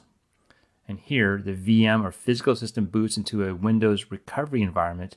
The path to the share is provided, and then the restore is initiated from the Windows recovery environment, the host is rebooted, and the live mount is removed. With 80 object level recovery, the first step is Rubrik Security Cloud calls Rubrik Data Vault APIs to browse the snapshot. The metadata containing objects within the snapshot is sent to Rubrik Security Cloud. The user selects the desired objects to recover. The snapshot is mounted to the domain controller via SMB-v3 live mount. The NTDS database within the snapshot is opened and the LDAP session is established. Desired objects are restored. The LDAP session is closed and the snapshot is unmounted. And the metadata on the Rubrik Security Cloud is purged. So maybe you have a use case where the OS is infected and can't be trusted. Remember, with Rubrik's Active Directory backups, the backups are completed at the domain level, not the host level. Domain level backups can be restored to new host. If a cyber attack occurs, often the original host can't be trusted, so the restore workflow is deploy a new VM or physical host with simpler hardware, install the Rubrik backup service, add the host to Rubrik Security Cloud, restore the domain to an alternate host, selecting the newly added host. No need to restore infected operating system files. All right, enough for the slides. Let me show you a Rubrik Security Cloud Active Directory Protection demo. I think you'll like it. Okay, before I start the demo, go ahead and get out your phones and scan this QR code. It will take you to the click-through demo that I'm using for this Rubrik Security Cloud Active Directory demonstration. At the end of this webinar, we'll also provide you the URLs for the reference materials and also this click-through demo you can share with your colleagues. Okay, onboarding Active Directory to Rubrik Security Cloud. First, click Next on the Rubrik privacy policy. And we will go through the different steps of onboarding Active Directory to Rubrik Security Cloud. It starts with click on Manage Domain Controllers. Here is where we will add the Windows hosts that are domain controllers within your environment. Select the Rubrik Data Vault they'll be associated with, and then whether you've installed the backup service or need to install it, and then put in the fully qualified domain name or IP address of the domain controller. Click Add. It's that simple. From here, you'll see the Windows host added. When you click on Back to Data Protection, you will see that the Active Directory domain has been discovered, but you need to configure SMB settings for the Rubrik Data Vault in your on-premise data center. Using a user account that can create computer objects, add the Rubrik Data Vault to Rubrik Security Cloud and click Authenticate. That's it, one-time operation. Now you'll see that the domain has been added to Rubrik Security Cloud. That's it. Let's assign an SLA to the different domain controllers. So an SLA basically defines the frequency and retention of the backups. So click on the domain. Here we only have one domain controller. Click on Manage Protection and assign the bronze SLA domain. That's all you have to do is click Next. We'll automatically assign the SLA domain to that domain and we're done. And you can see here in the left-hand corner, the silver SLA domain has been assigned. Now, let's go through some restore options. In-place recovery of original domain controller. So go in, select the domain controller, click on it, open up the calendar view for the domain controller, click on the date you want to recover from, click Recover. Select Restore to original domain controller, click Next. By default, we do a non-authoritative. Since this is we have one domain controller here, select Advanced Options. And there are some acknowledgements we have to check to proceed. Click Next. And click Recover.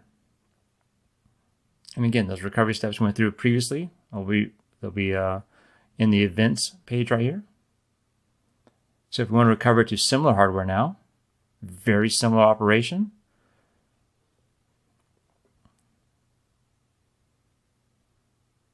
Click Next, click on Recover here, and then click on Restore to alternate host, providing the alternate host IP address. Click Next, same acknowledgements, and then click Next here, and Recover. It's that simple. And again, you can watch it in the Events page. Now, if you want to do a bare metal recovery, couple added steps here. So select the bare metal recovery. Click Next. A bare metal recovery, this is the Windows recovery environment that's been started. This is how you're authenticating the SMB share to the Windows recovery environment. Username, password, and IP ACL. Click Next. We're going to live mount the SMB share to that Windows recovery environment. Now let's switch that Windows recovery environment, continue to restore there. Click Next here. Click on Continue, or Troubleshoot, sorry. System image recovery. And then click Next. You'll have to play with the mouse during this click-through environment for the Windows PE section, or Windows RE section, sorry. Click on Advanced. Click on Search. And this will put in the path from that SMBv3 live mount. Provide the username or password. And then click Next. Again, you might have to play with the mouse to click on Next. And click Yes. And the Windows recovery environment has begun the bare metal recovery process. Click Next. That's how it is to do a bare metal recovery. Now let's take an object level recovery. Scroll down to the bottom of the menu here. Click on Recovering Individual AD Objects. Click Next. Click on the domain. Go to the date and time you want to recover objects from. and then click Recover. And for here, select Granular Recovery, and then click Next. You see the date and time that the snapshot was taken of your Active Directory domain. Expand the domain. Go down to the OU you want to recover objects from. Select it. Select the object, and click Next. And here, there's some options for those objects. Whether you're recovering containers or just the missing objects. Gives you options. And click Next here. You can also recover the password or don't recover the password. And then click Next. And hit Recover. You can see the recovery process has begun. And you can go to the events page here and watch the recovery process. And that completes the short demonstration of the onboarding recovery operations for Rubrik's Active Directory backups. To recap, let's go over a few of the Rubrik Security Cloud Active Directory protection benefits. Data resilience, a SaaS solution for on-prem AD objects, users, and groups. Protection against security breaches and accidental deletion.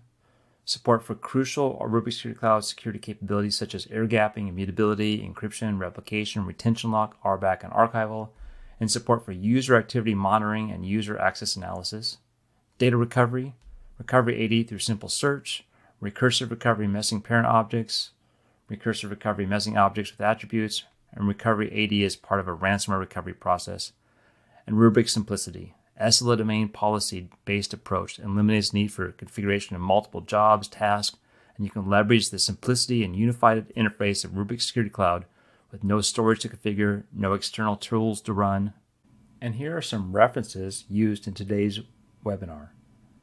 A blog about defending the heart of your infrastructure, Microsoft Active Directory.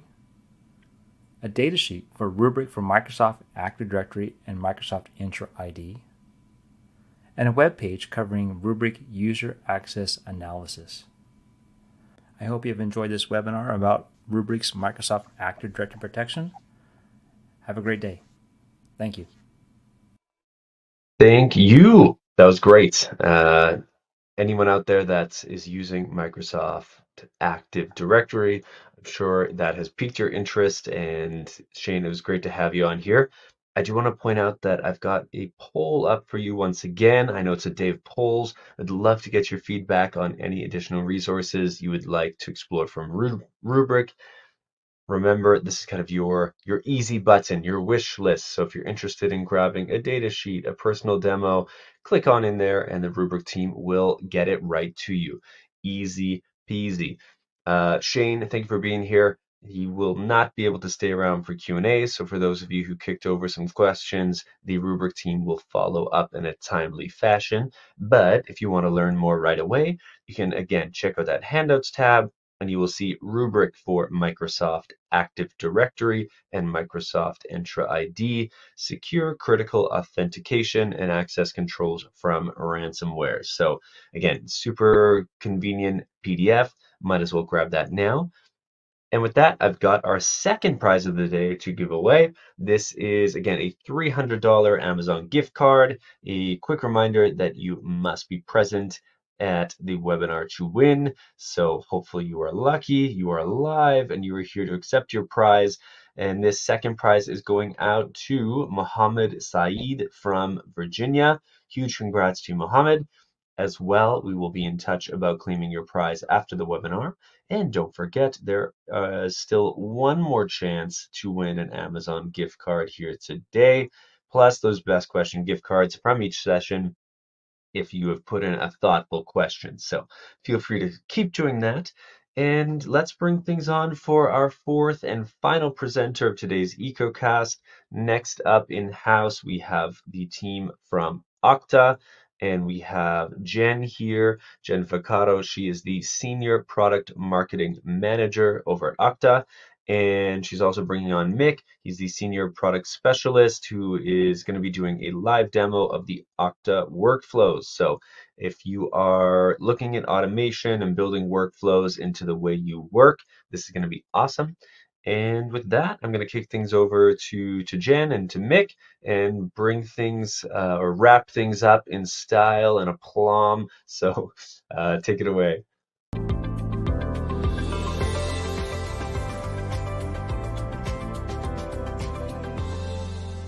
Hi everyone, thank you so much for joining us today. I'm Jen Vaccaro, Senior Product Marketing Manager of Okta Workflows and Auth0 Actions, and I'm joined today by Mick, who is a Senior Product Specialist on our team, formerly an IT admin and doing a lot of the work I'm sure you all are doing, and now has joined us on the product side. So we know that in this day and age, you and your teams are forced to do a lot more with less resources. And in the midst of that, it's cutting spending, there's also these major innovation pressures that we're seeing and a rise in security breaches. So today, what we're really excited to talk to you about is how to help get ahead of the curve on some of those big areas through identity automation with products like Okta Workflows. So just to set the stage a little bit, we know that there is a tension right now of needing to deliver great and secure experiences for your employees, for your company, for your customers. And at the same time, we know that there's a lot of complexity involved when it comes to building out your identity and making sure all of those aspects are as secure as possible.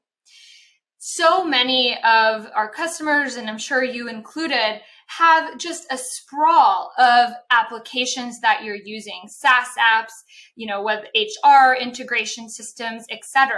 And not only do you have this explosion of applications, but also different user types that you have to manage, whether it's your full-time employees, your vendors, contractors, a broad remote workforce.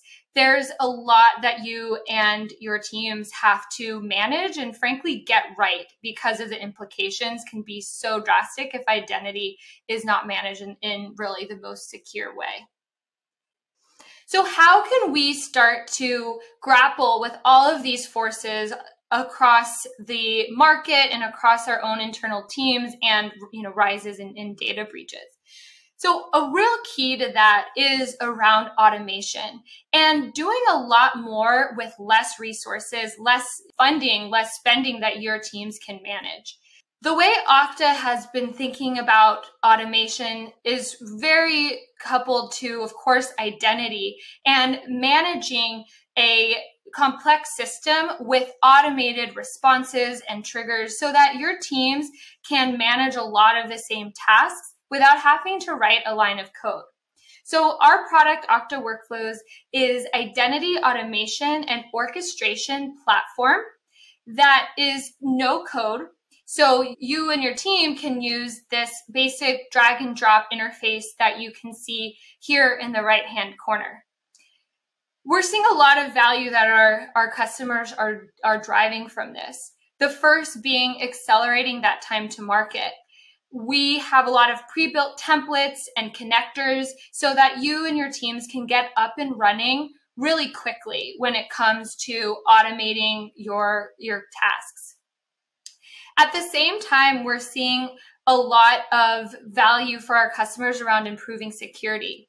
We know that whether you're using PowerShell or just manual coding or manual scripts, those are really error prone and they're only as good as the human that is writing them, maintaining them, and managing them. That's where we're seeing a real need for automating your security and automating the integrations and the triggers from your vast system of applications. And we'll talk more about that automation of security as well. Another big area we're seeing customers getting value around this automation is through reducing costs and helping integrate the tasks that may have taken just tons and tons of resources in the past.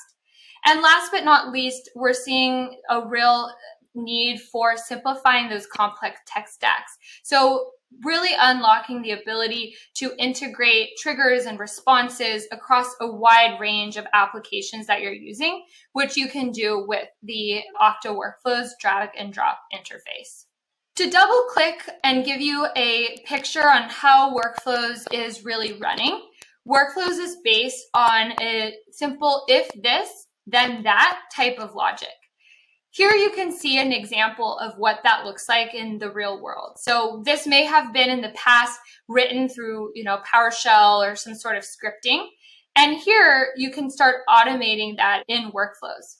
So an example would be, let's say you have a new employee who's joined the company and you know that they're on the sales team. You want to give them access to Salesforce, but then you want to take even smarter, holistic actions around that new user. So let's say you know that they're on EMEA's team, the sales team, and you want to then assign their territory in Salesforce.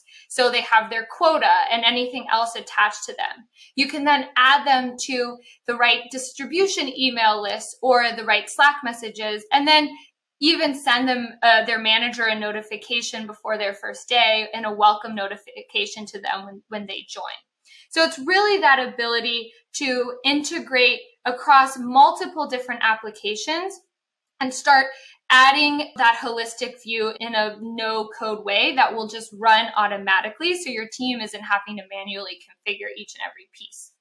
And it's not just us who's talking about what the power of workflows is. So before we get into all the real meat and use cases, just worth highlighting here that we have had a lot of customers on different segments, different industries, extracting value from automating with workflows. Whether it's Slack that saves hours and hours with workflows automation, or customers like Wyndham Hotels that were able to reduce their ongoing development costs by 85% due to using workflows and no-code platform instead of PowerShell and scripting that they were using in the past. Now we'll go into some examples here on really streamlining, automating some of those complex or operational IT aspects. So here are two of the big ones that we're seeing from customers. One is really around catching and fixing identity conflicts. So this could be maybe you have a merger and acquisition. Maybe, you have just a huge influx of new employees because it's Black Friday, what have you. Being able to go and make sure that there's not two, Jen Vaccaros on the same team is really important from an identity perspective, and giving the user their correct email address, their correct identity is a real common one that we're seeing customers leveraging. Another one, which Mick is going to show us a full demo on, is being able to take action on inactive accounts. This is super, super important. If you don't remember any other use case I talk about today, remember this one. So discovering and taking action on inactive accounts is so important because not only does it pose a major security risk if you have, contractors, former employees, etc., leveraging access to resources that they shouldn't, that can, cause breaches. But also in this day and age where we're trying to be really mindful of spending, you don't want to have licensing costs that is going towards people who aren't leveraging that application anymore. So we've seen a lot of customers use workflows to manage a dynamic licensing process, understanding who has access to what, suspending them if they haven't logged in let's say 30 days or however you choose to configure it. And we've had some customers save up to 72% on licensing costs, particularly for managing Google Workspace licenses. So this has been a really, really hot one for us. And because of that, Mick is going to show us a demo and walk you through how this looks like to build from the IT and engineer perspective. Thanks, Jen. Again, my name is Mick. And, before I hop into the demo, what I wanted to do is, stop at the Workflows homepage just to show you some of the different resources here that are available. And so here at the top, for those of you that are new to Workflows, we've got some videos here, some Workflows 101, some of the basic components that'll get you comfortable with the platform. And then as you progress, we've got some more advanced videos that'll go through, some more difficult use cases that you'll be able to leverage, some of the knowledge that you've built on from building these flows. And as we scroll down, These are some of our popular use cases that come around. So we've got IT operations. Those can be related to lifecycle management, onboarding, offboarding, auditing and reporting, Office 365 integrations, as well as security operations. And then here at the bottom, as Jen was saying earlier, these are our pre-built workflows. These are going to address a number of use cases. And what I like to say about these is it's more of a blueprint. And just because not every problem or use case is a one-size-fits-all scenario. And so you're allowed to modify them, add to them, remove them, really make them your own. We've got our free workflows training, Foundation for Flowgrammers.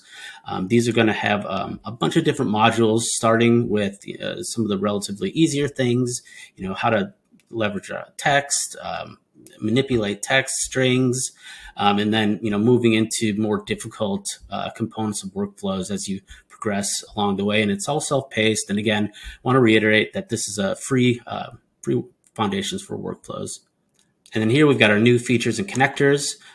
These you'll see in the release notes, but you also have another spot to come to see what's coming out as far as features and functionality that's going to improve upon our workflows platform. And then we've got some great how-to guides and videos that our community is building, and these are a little bit different than our templates.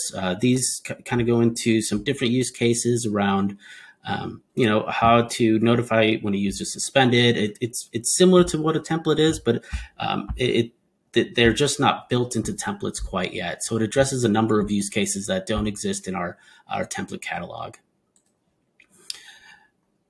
And with that being said, I will go ahead and go over the first demo. So what we're going to be doing here is identifying inactive users. There's a number of reasons why you may have stale accounts in your Okta org. Lots of times admins will create test users for a certain project and forget about them, or sometimes customers won't use their direct resource, such as AD or their HR system, to provision contractors. And once their contract's up, human error can occur, and that leaves these users active within your Okta org. So that's the what. How about the why? There's a number of reasons why you'd want to remove these stale accounts from your org. The most important piece is security. If these Okta users still have access to resources, but are no longer with your company, that can pose a security risk. Another reason is cost saving, not only for Okta, but for any downstream applications these users may have been provisioned to. And so let's dive into this flow. So this is a scheduled flow, which is very similar to, if you're familiar with a cron job, you can set different durations for this flow to run. If we take a peek here, we can see, this one, we're just running it a couple times a week. You can set it to a different number of frequencies, minute, hour, day, week, month. You can set it to the time zone you're familiar with, and then, different days of the week. And we'll come to this in just a moment. And what we're doing here on the right is we're listing users with search. And what that does is we're giving some inputs and some conditions around what users we really want to look for. So in this card, we're looking for users that have the lifecycle status of active. And right here, this is the helper flow that we'll be using to iterate over the users that fit that status. And then below that, this is very, interchangeable. Like I was saying earlier, you can set it to 30 days, you can set it to 60 days, 90 days, whatever fits your particular org. And then this one I find particularly important, especially as you're starting to test out some of these solutions. Streaming records allows you to stream up to 1 million records. And as you're testing things out, you may not want to go through your entire org to find that out. So, what we can do is we can limit that amount. We can set that record limit down to 10, 100, whatever makes sense for your org. So for mine, I'm just going to set it to 100. And let's go ahead and open this helper flow. And you'll see on the left here some inputs that we have, or some outputs. The record object, this is going to be, this will contain user data. So in this flow, we're grabbing the user's ID, their last login, and their login, or it's also their Okta username. And so here we have a conditional branching. This flow will continue to the right here if the last login is not empty. And the reason we're doing that is because if we get that last login and it's empty, that means that user's never logged in. So we don't really care about that for this threshold of inactive users, because maybe it's a user that hasn't even started yet. And then if we keep going to the right, we've got a date and time card. And so that's grabbing the date and time of when this flow is being executed. And now we're going to use that date and time and subtract the threshold that we're using to determine if a user is inactive or not. And the type of units that we're using is days. If we keep going, the user's logged in, and now we're looking at, is that last login, measuring up to that inactivity cutoff date, so that threshold that we defined. And sometimes, we'll get either decimals or some additional, syntax that we don't necessarily need. So we're going to go ahead and round that number up. And right here, we're writing to a workflows table. And what we're doing is, and if we reach this point, that means that we've reached all the conditions. We hit all the conditions that we care about.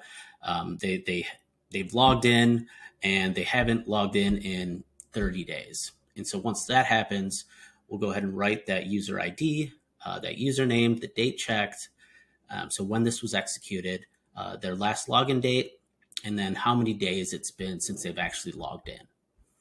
And so we'll go ahead, and by pressing this test button, we're actually executing this scheduled flow. So if at any point you wanted to run this flow outside the normal cycle of when it's supposed to run, you can always leverage that test button to do that. And so we've got 3 records streamed. This isn't a particularly large org, so we won't have a whole lot of users coming in here. But if we look at the flow history, we can see this, this is the current time that it's been run. We're clearing the table that we were writing to in this flow, because each time we run this, we want it to have clean data. So we don't need to know, because we don't want duplicates of users. We want to have a nice clean table each time we run this. And now, if we take a look at this flow, we can see here's the user record. So you can see that we've got a number of attributes that you're probably used to seeing in the Okta admin console, nice and laid out. And then there's some additional data here that we can always click into if if that's something that you're looking to parse out from this record object.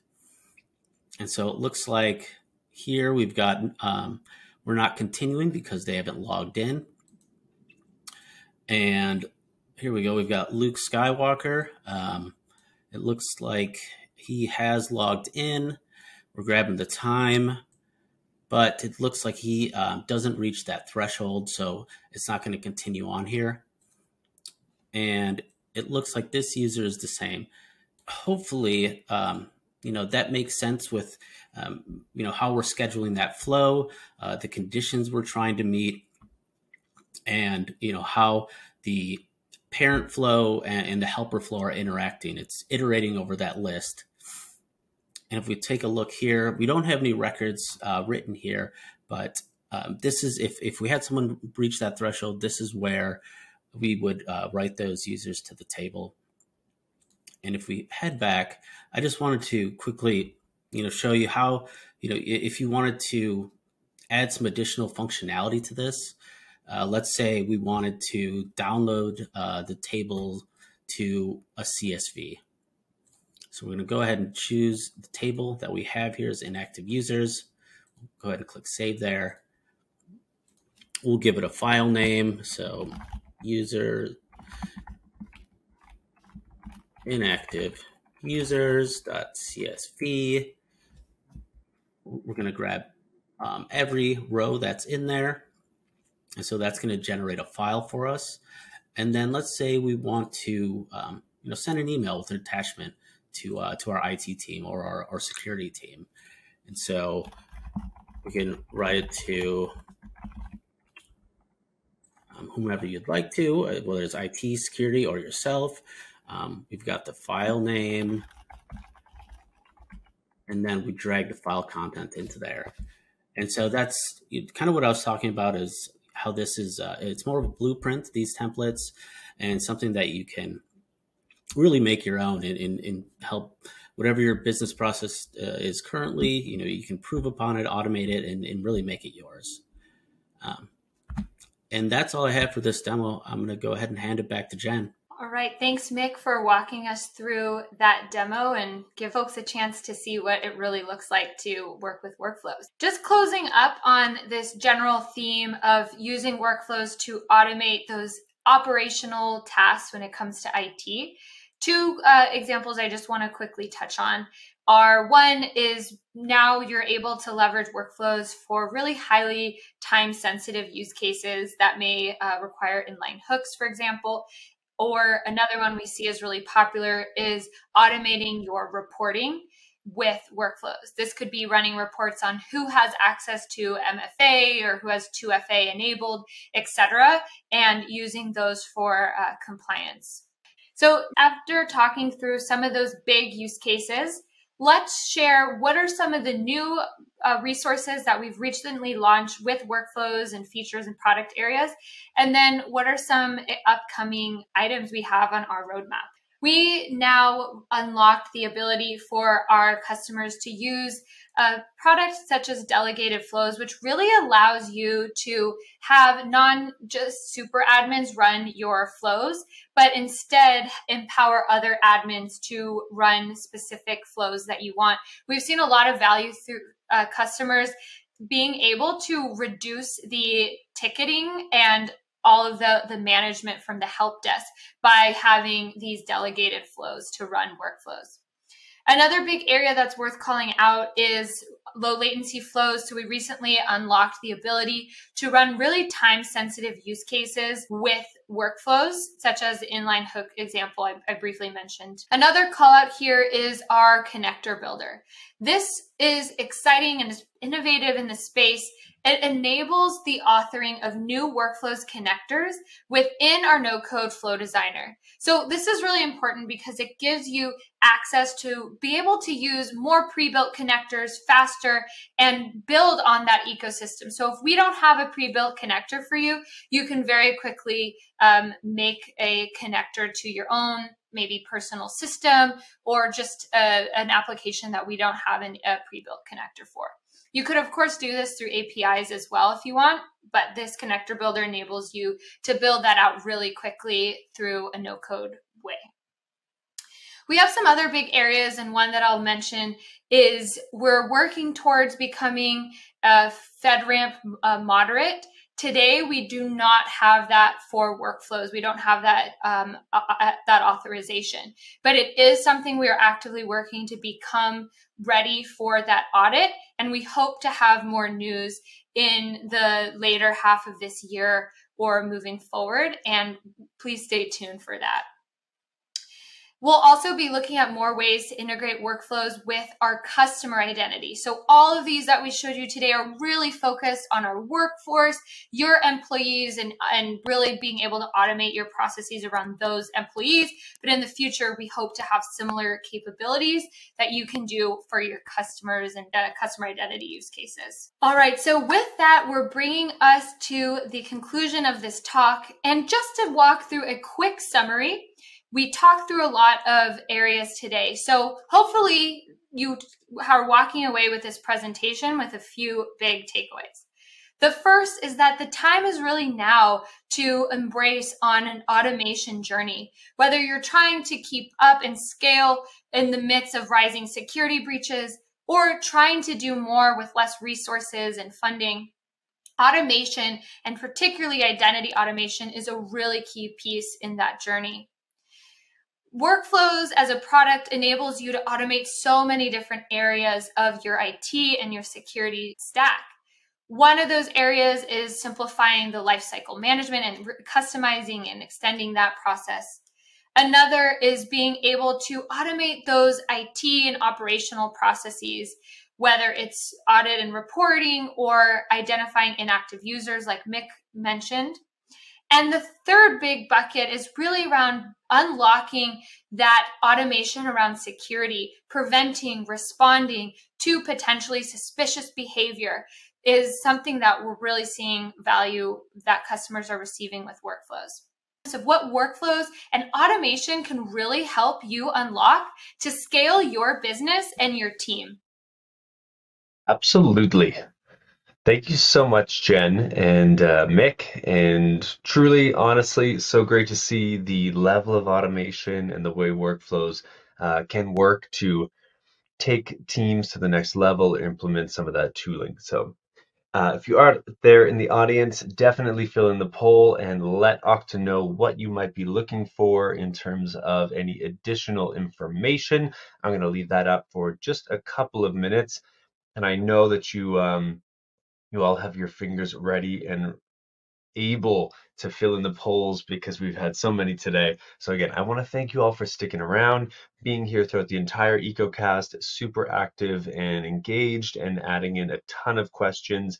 The Okta team, unfortunately, we don't have any more time for today to do some live questioning. So anything you've sent in will get followed up or by the team at Okta. And if you want to learn a little bit more now, check out their white paper. There is the Secure Your Company with Identity First Automation using Okta Workflows with no code platform, available for you there in a PDF. And again, I said it before, I'll say it again. Make sure you grab all of those handouts there. Today, you've got PDFs, which might be a little bit tough to find online. So make sure you save them now and you have them for when you want them. And with that, I know there's been a lot of exciting information today, and I also have the exciting task of awarding our third and final prize. And this is going to be, once again, a $300 Amazon gift card. You do need to be live, present, and lucky here at the webinar to win. And so with that, our third and final prize is going out to Rob Damien from Massachusetts.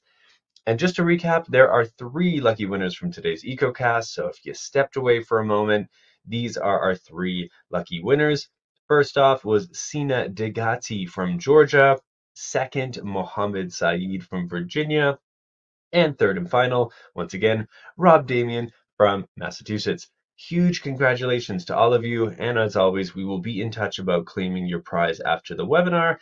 And don't forget, if you did put in an incredible or thoughtful question here during one of the presentations, there are 4 $50 Best Question gift cards that will be drawn, and we will also reach out about that. And with that, if you are here on the webinar today and you've been thinking that, hey, how do I get involved? What can I do? I might want to present on a future summit, EcoCast or MegaCast. We would love to hear from you. Reach out by email at connect@actualtechmedia.com, and we can let you know all the details of that. And with that, I would like to once again thank, on behalf of the Actual Tech Media team, all of our sponsors here from Lacework, Automox, Rubrik, and Okta for making this EcoCast possible. And a special thank you to all of you out there in the audience for attending this EcoCast today and for asking some great questions. This has been a really fun conversation and hopefully a great way for you to all think ahead and strategize and streamline so that you are able to do your best work without having to get bogged down by potentially a lack of tooling, a lack of talent, a lack of organization. And hopefully you learned something today and you're feeling fired up and ready to make some next steps. Now, if you did like everything today and you're interested in learning more, joining another EcoCast, we have one not today, but tomorrow. This is building a robust governance, risk, and compliance framework. We are covering the challenges and solutions.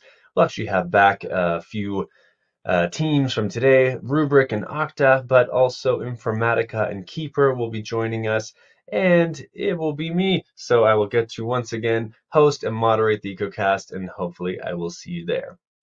Now with that, I hope you have learned, enjoyed, and been entertained, and I think that's everything I've got for you today. So until then, until the next time, I hope you have an absolutely magical rest of your day. Bye-bye.